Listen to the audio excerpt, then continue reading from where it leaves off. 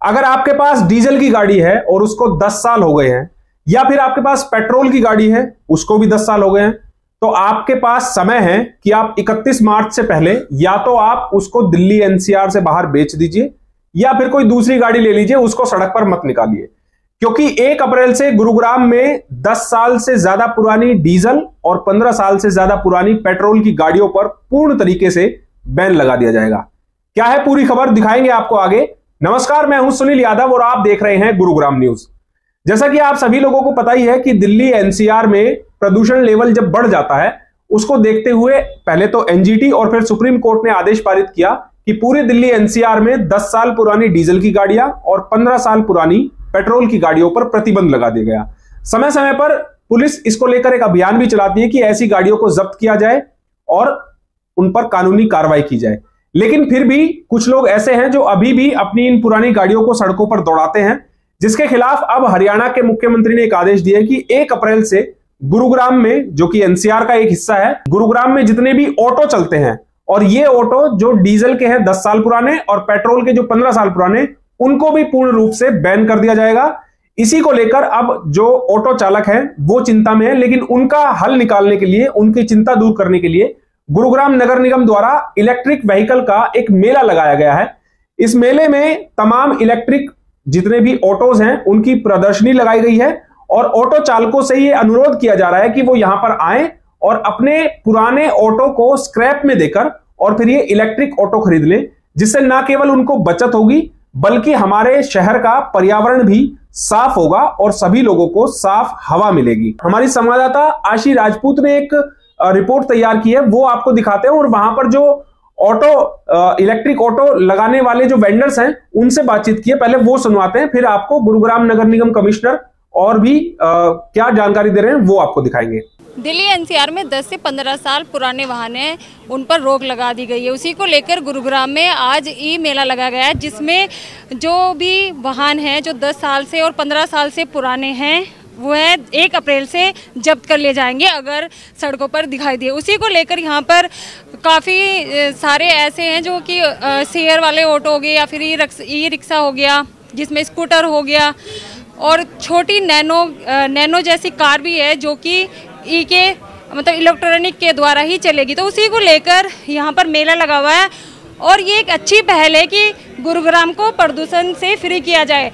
तो उसी को लेकर हम यहाँ पर बात करने की कोशिश करेंगे कि ये जो ऑटो है ये कैसे बेहतर है और इसका कितना फ़ायदा होगा लोगों को।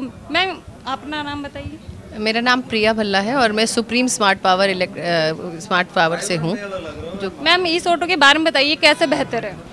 ये ऑटो हर तरीके से बेहतर है। इलेक्ट्रिक व्हीकल है, इलेक्ट्रिक से चलता है, बैटरी से चार्ज होता है और इसके अंदर कोई गियर नहीं है, गियर फ्री व्हीकल है ये। जैसे कि हमारी ऑटोमेटिक गाड़ियाँ चलती हैं, फ्रंट आपका ड्राइव मोड के ऊपर रहता है, रिवर्स मोड पे रहता है, इसमें कोई गियर चेंज करने की परेशानी नहीं है। 160 AH के बैटरी पैक है और सबसे बड़ी बात, भारत का पहला 60 वोल्ट के ऊपर है। अभी तक जितने भी ऑटोज आए हैं वो 48 वोल्ट पे आए, ये 60 वोल्ट पे आए, जिसकी माइलेज और पिकअप फैसिलिटी जो है वो बढ़ जाती है। इसकी जो माइलेज है वो 160 से 170 किलोमीटर जाती है लोड के ऊपर एक बैटरी के चार्ज पर, और 3 से 4 घंटे के अंदर ये फुल चार्ज हो जाता है। तो हमने जैसे कि मैम से बात की और तो उन्होंने बताया कि अगर आप इस ऑटो को खरीदते हैं तो इसमें आपका जो खर्चा है वो बहुत कम आएगा और ये चार्ज भी 4 घंटे के अंदर हो जाएगा।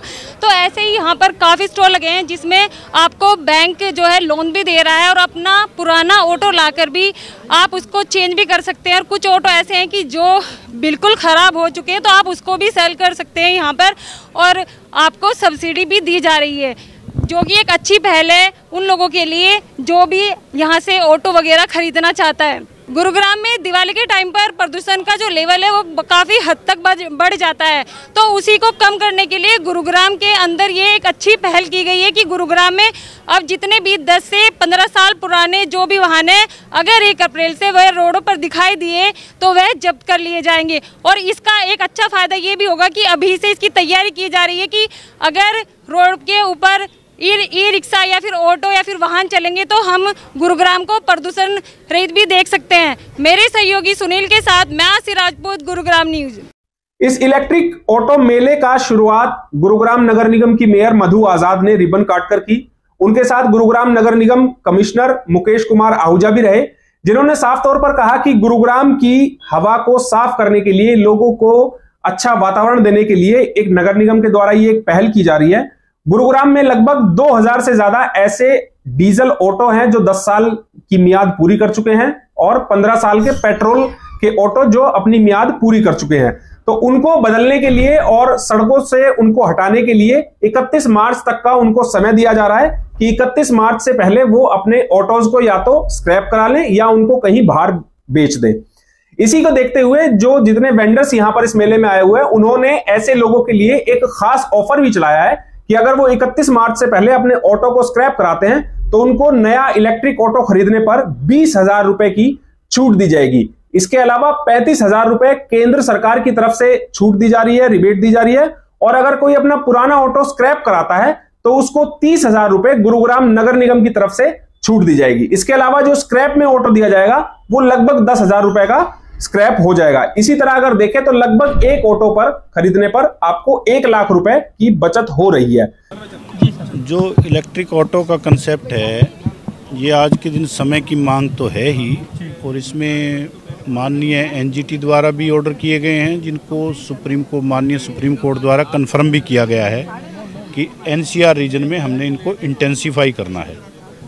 उन्हीं ऑर्डर्स की अनुपालना में ये निर्णय लिया गया कि हम अपने जितने भी हमारे डीजल प्रोपेल्ड ऑटोज़ हैं, इनको फेज्ड मैनर में रिप्लेस करें। उस रिप्लेसमेंट के लिए थोड़ा जो फैसिलिटी या सब्सिडाइज्ड करना है, वो निगम की ओर से पर ऑटो 30,000 रुपये जो रिप्लेस होगा वो 30,000 रुपये मिलेंगे। मैं आपको अगर सब्सिडी का अमाउंट बताऊं तो भारत सरकार की ओर से जो फेम 2 इंडिया स्कीम है, उसमें 35 से 40,000 रुपये पर ऑटो की सब्सिडी है। 30,000 रुपये एमसीजी दे रहा है, और उसमें एक कंडीशन है कि जो पुराना ऑटो रिप्लेस होगा उसको वो स्क्रैप कराना पड़ेगा, वो स्क्रैप सर्टिफिकेट हमें देगा।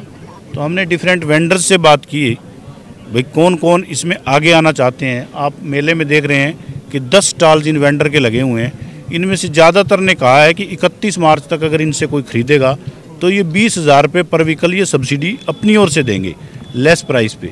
मोटा मोटा ये हो गया कि 85,000 रुपया तो सब्सिडाइज्ड अमाउंट है, और 8,000 के करीब इनकी स्क्रैप वैल्यू हो जाती है। तो 90-95,000 के करीब एक ऑटो वाले को ऊपर से आ जाता है। 3.5 लाख का ऑटो है जो L5 है।